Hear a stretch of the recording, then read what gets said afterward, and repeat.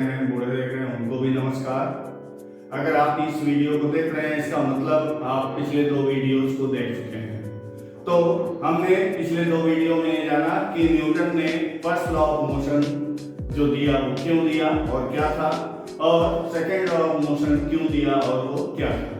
तो मैं आपको बताता हूँ। First law of motion qualitative analysis of force के लिए दिया था, second law of motion quantitative analysis of force के लिए दिया था, और थर्ड लॉ जो बचा हुआ है वो नेचर ऑफ फोर्स के बारे में बताएगा।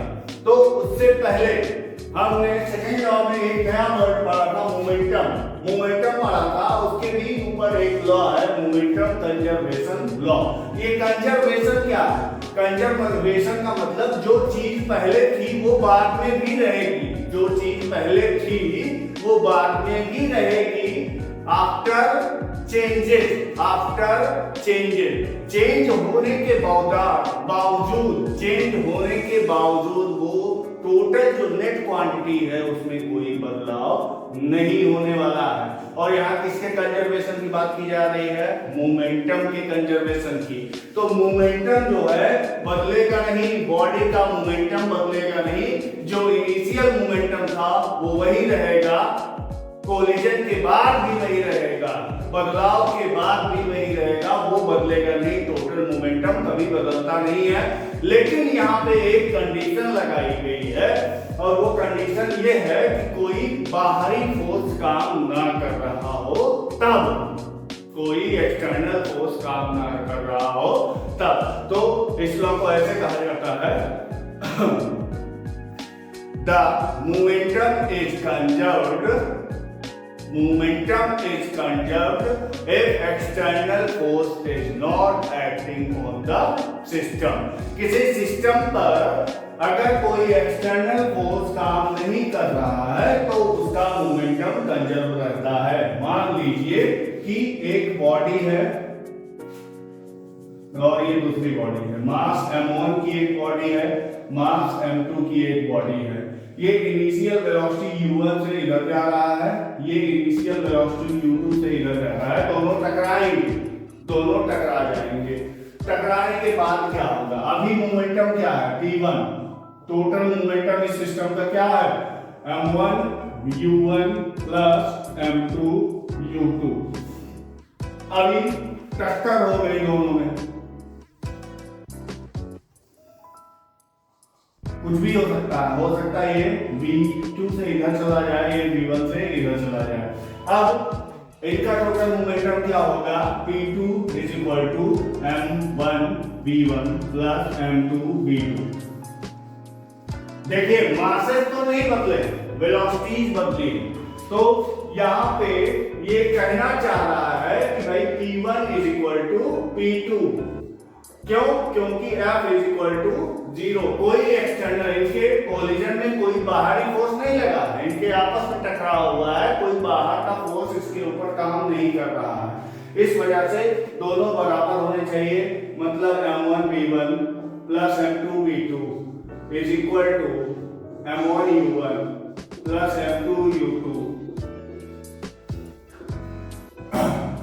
इस तरह से आप देख सकते हैं ये दोनों बराबर होते हैं।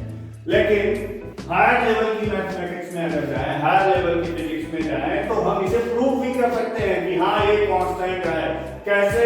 हमने न्यूटन सेकंड लॉ पढ़ा था, Newton second law of motion में जो भी पढ़ा था उसको अप्लाई करते हैं और जो रिजल्ट आया था Newton second law of motion को हम अप्लाई करते हैं। आइए देखते हैं कैसे अप्लाई करेंगे, और उसके बाद उसी से हम दिखा देंगे कि ये भाई कांस्टेंट होता है मोमेंटम अगर फोर्स 0। तो भाई फोर्स क्या है? 0 है। हम पहले ही बोल रहे हैं कि बाहरी फोर्स काम नहीं कर रहा है, मतलब फोर्स 0 है। और न्यूटन ने बताया था फोर्स की वैल्यू dp बाई dt होती है। मतलब dp बाई dt का मतलब क्या हुआ कि भाई rate of change of momentum, rate of change of momentum. ये क्या है? 0 है। अब dp इज इक्वल टू 0 और इंटीग्रेट कर दिया, dp is equal to 0। Integration of p दे देगा हमें p, इंटीग्रेशन ऑफ dt हमें देगा p, और 0 का इंटीग्रेशन क्या हो जाएगा? कांस्टेंट। कांस्टेंट। मुझे पता है ये चीज आपको अभी समझ में नहीं आएगी, ये चीज आपको समझ में नहीं आएगी, लेकिन ये मैथमेटिक्स से साबित हुआ कि मोमेंटम कांस्टेंट है। कांस्टेंट है का मतलब मोमेंटम बदल नहीं रहा, मोमेंटम बदल नहीं रहा है का मतलब मोमेंटम कंजर्व है। अगर ये सारी चीजें जानना चाहते हैं तो मेरा मैथ का जो वीडियो आएगा इंटीग्रेशन का वो देखिएगा, जरूर आपको समझ में आ जाएगा। डिफरेंशिएशन और इंटीग्रेशन के बारे में जानना चाहते हैं तो, और अगर आप लाइव पढ़ना चाहते हैं, मुझसे पढ़ना चाहते हैं तो मेरा ओएसिस नॉलेज इंस्टीट्यूट कोचिंग है जो कि कृष्णानगर कॉलोनी में स्थित है, और यहाँ पे मैं अपने घर पे पढ़ाता हूँ। कोचिंग टाइमिंग है 4 बजे से शाम के 8 बजे तक, इसके बीच में बैचे चलते हैं, आप आके पूछ के जान सकते हैं। और बाकी अभी आगे क्या है, मोमेंटम के बारे में हमने जान लिया, मोमेंटम कंजर्व रहता है। इसके बाद इंपल्स के बारे में हमने जाना, इंपल्स भी जानना जरूरी होता है कि इंपल्स क्या होता है। वैसे तो इंपल्स का लिटरल मीनिंग देखा जाए तो इंपल्स का मतलब होता है झटका, जड़, ठीक है, जड़ को होता है। लेकिन फिजिक्स में इंपल्स होता क्या है, इंपल्स, इंपल्स के बारे में जानना है। इंपल्स का मतलब sudden force acting on body for short period of time, मतलब छोटे पीरियड ऑफ टाइम के लिए, बहुत छोटे टाइम के लिए कोई अचानक से बड़ा फोर्स किसी बॉडी पे काम करे तो उसे हम क्या कहते हैं, इंपल्स कहते हैं, झटका कहते हैं, ठीक है, सडन फोर्स काम कर रहा है। तो चलिए देखते हैं एक एग्जांपल से कि कैसे सडन फोर्स काम कर रहा है। मान लीजिए आपका ऑब्वियसली ज्यादातर बच्चों का फेवरेट गेम क्रिकेट ही होता है, तो मान लीजिए कि किसी ने बॉल फेंकी, विराट कोहली सामने खेल रहे हैं, उन्होंने बल्ले से बॉल को हिट किया, मतलब उन्होंने बहुत लार्ज फोर्स लगाया, लेकिन बॉल और बल्ले का कांटेक्ट क्या था, फ्रैक्शन ऑफ सेकंड के लिए था, फ्रैक्शन ऑफ सेकंड के लिए था। बहुत बड़ा मोमेंटम क्रिएट हुआ इससे और बॉल जाके गिरी बाउंड्री लाइन के बाहर 6 रन। ऐसे मिला उनको। इसके पीछे एक फिजिक्स काम कर रही थी। हो सकता है विराट जी को फिजिक्स ना पता हो, लेकिन उन्हें खेलना तो पता है, कैसे खेला जाता है। तो बहरहाल, तो इंपल्स को हम आई से डिनोट करते हैं, आई इज इक्वल टू, मतलब फोर्स जो काम कर रहा है वो short period of time F into delta T, बहुत छोटे टाइम के लिए काम करने वाले फोर्स को हम इंपल्स कहते हैं, और फोर्स की वैल्यू बड़ी होनी चाहिए। इसका यूनिट न्यूटन इनटू सेकंड या किलोग्राम मीटर पर सेकंड होता है। अभी देखिए F इनटू डेल्टा टी है क्या, असलियत में F क्या था, delta P by delta T, यही तो था F इनटू डेल्टा टी। दोनों को काट दिया तो बच्चों इंपल्स की वैल्यू निकल के आई डेल्टा P। मतलब फाइनली ये हमें पता चला कि इंपल्स का मतलब होता है कि चेंज इन मोमेंटम, जितना भी मोमेंटम में चेंज होगा वही क्या कहलाएगा, इंपल्स कहलाएगा। तो इस तरह से हम इंपल्स के बारे में जानेंगे। अब उस चीज के बारे में जानेंगे जिसका इंतजार आप कर रहे हैं, जिसके लिए ये वीडियो देख रहे हैं, न्यूटन थर्ड लॉ। सब जानते हैं, स्टेटमेंट तो सभी लोग जानते हैं कि भाई न्यूटन थर्ड लॉ किसे कहते हैं, न्यूटन थर्ड लॉ। न्यूटन ने जो तीसरा नियम दिया मोशन का, वो ये बताता है कि कोई भी फोर्स अकेले काम नहीं करता है, कोई भी force can not work isolatedly, okay. Isolate force काम नहीं करता है, फोर्स का पेयर काम करता है।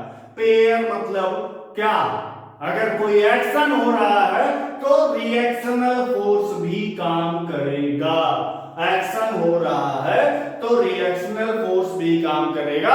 इसी को एक लॉ बना दिया और कहा गया to every action there is equal and opposite reaction, to every action there is equal and opposite reaction. मान लीजिए दो बॉडीज है ए और बी, अब इनका ए ने बी पर फोर्स लगाया एफ ए बी, और बी ने एफ पे फोर्स, बी ने ए पे फोर्स लगाया एफ बी ए। तो जरा देखिए ध्यान से, दोनों फोर्सेज हैं, दोनों लग रहे हैं एक दूसरे के ऊपर। तो according to Newton third law, Newton का थर्ड लॉ बोलता है कि भाई न्यूटन के लॉ के हिसाब से आपको क्या दिख रहा है, एक दोनों फोर्स क्या है, एक्चुअल में एक वेक्टर क्वांटिटी है, दोनों फोर्स क्या है, वेक्टर क्वांटिटी है, इनका कोई रिजल्ट निकल के आ रहा है, कोई मतलब जैसे आप दीवार को धक्का दे रहे हैं तो क्या दीवार गिर रही है, नहीं गिर रही है, लेकिन दीवार भी उतना ही फोर्स आपके ऊपर लगा रही है, नहीं गिर रही है दीवार, कोई मोशन नहीं हो रहा, मतलब नेट फोर्स जीरो होना चाहिए, इनका नेट फोर्स जीरो होना चाहिए। तो इसका मतलब न्यूटन जी ने जो कहा उसके हिसाब से vector sum of forces is equal to zero, vector sum दोनों फोर्स का जीरो कर दिया, वेक्टर सम अगर जीरो कर दिया तो इससे मिला क्या, vector FAB is equal to minus vector FBA। जो बच्चे छोटे हैं और वेक्टर नहीं समझ पा रहे हैं वो प्लीज मैथ में पढ़े, इंतजार करें, मैं वेक्टर के बारे में भी बताऊंगा। वेक्टर यहाँ पे अभी जान लीजिए जो एरो बना है यही वेक्टर कहलाता है। तो ये जो इक्वेशन आई है क्या दिखा रहा है कि दोनों फोर्स इक्वल है और निगेटिव साइन दिखा रहा है, अपोजिट है। याद रखिएगा कि ये फोर्सेस एक दूसरे को कैंसल आउट नहीं करते हैं। कैंसल आउट करने की कंडीशन क्या होती है, अगर कोई फोर्स किसी दूसरे फोर्स को कैंसल आउट कब करता है, जब एक ही बॉडी में दोनों फोर्स लग रहे हो, इक्वल हो, अपोजिट हो और एक ही बॉडी पे काम करें, तब वो फोर्सेज एक दूसरे को कैंसल आउट कर देते हैं, वो एक दूसरे के प्रभाव को निष्क्रिय कर देते हैं। लेकिन यहाँ पे कंडीशन अलग है, ये वाला फोर्स FAB B पे लग रहा है, FBA A पे लग रहा है, दोनों बॉडीज ही अलग अलग है, ये एक दूसरे को कैंसल आउट नहीं करेंगे बल्कि इनका वेक्टर सम जीरो होगा, ठीक है, इनका वेक्टर सम जीरो होता है, ये कैंसल आउट नहीं करते हैं। तो फोर्सेस किसी बॉडी पे कितने फोर्सेस काम कर रहे हैं ये जानने के लिए हमें एक नया चीज सीखना होता है, free body diagram, free body diagram FBD। मतलब आप समझ गए होंगे कि मेरा अगला वीडियो जो आएगा वो इसी के ऊपर आएगा, फ्री बॉडी डायग्राम के ऊपर। तो अब अंत में एक चीज मैं आपसे कहना चाहूंगा भाई, रोज वाली बात, अगर आपको वीडियो अच्छा लग रहा है चैनल को सब्सक्राइब कीजिए, नोटिफिकेशन बेल ऑन कीजिए, आपको एक ही जगह पे सारी चीजें मिल रहे हैं, मैथ, फिजिक्स, कंप्यूटर, तो क्यों नहीं ऑन करना, क्यों नहीं सब्सक्राइब करना, इससे आप ही का फायदा है। अगर आप मुझसे पर्सनली पढ़ना चाहते हैं तो उसके लिए oasis knowledge institute Krishna colony में स्थित है, वहां पर आइए, मुझसे मिलिए, मैं आपको पढ़ाऊंगा, बेहतरीन तरीके से पढ़ाने की कोशिश करूंगा। बाकी आपका दिन शुभ हो, धन्यवाद, हैव अ नाइस डे, और please like, subscribe and share this channel. Thank you.